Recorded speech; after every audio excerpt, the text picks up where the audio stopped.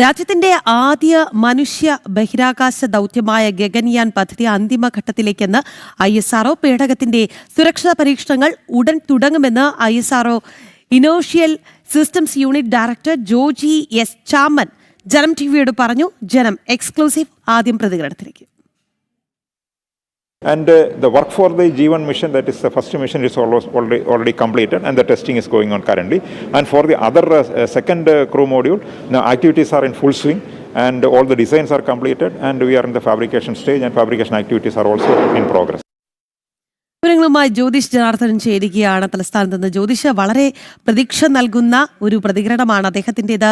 നമ്മുടെ മനുഷ്യ ബഹിരാകാശ ദൗത്യമാണ് ഗഗൻയാൻ പദ്ധതി. എന്തായാലും ആ പദ്ധതി അന്തിമ ഘട്ടത്തിലേക്ക് എന്നാണ് അദ്ദേഹം പറയുന്നത്. വിവരം. Good morning Aswathy Ragi. അതുതന്നെയാണ് രാജ്യത്തിന്റെ അഭിമാന പദ്ധതികളിൽ ഒന്നാണ് ഗഗൻയാൻ പദ്ധതി. ഇതാണ് അവസാന നിമിഷത്തിലേക്ക് എത്തിയിരിക്കുന്നു. ഇതിന്റെ രാജ്യത്ത് അതുമാത്രമല്ല, പദ്ധതി ഉടൻ വൈകാതെ തന്നെ ഇത് ഉണ്ടാകുമെന്നാണ് ഇപ്പോൾ ISRO അറിയിച്ചിരിക്കുന്ന. അതിൻ്റെ സുരക്ഷാ ക്രമീകരണങ്ങളെല്ലാം പരിശോധിച്ചു വരികയാണ്.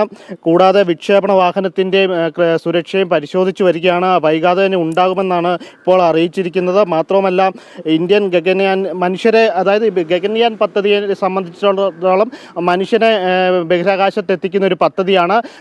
ഇതിൻ്റെ ഭാഗമായിട്ട് 3 ആളില്ല ദൗത്യമാണ് ഇപ്പോൾ ഇതിന് മുന്നോടിയായിട്ട് ഇപ്പോൾ നടത്തുന്നത്. അതിൻ്റെ ഭാഗമായിട്ടൊരു വ്യോമമിത്ര എന്ന റോബോട്ടിനെയും ബഹിരാകാശത്തേക്ക് അയക്കുന്നുണ്ട്. ഇതിൻ്റെ തയ്യാറെടുപ്പുകളെല്ലാം അവസാന ഘട്ടത്തിലാണെന്നാണ് ഇപ്പോൾ ISRO വ്യക്തമാക്കിയിരിക്കുന്നത്.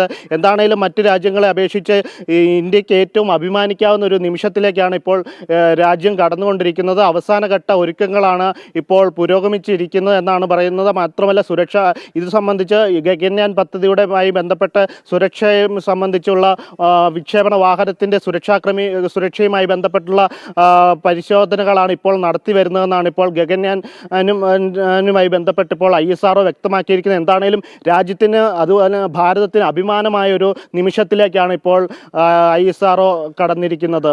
അശ്വതി രാഗി. ശരി.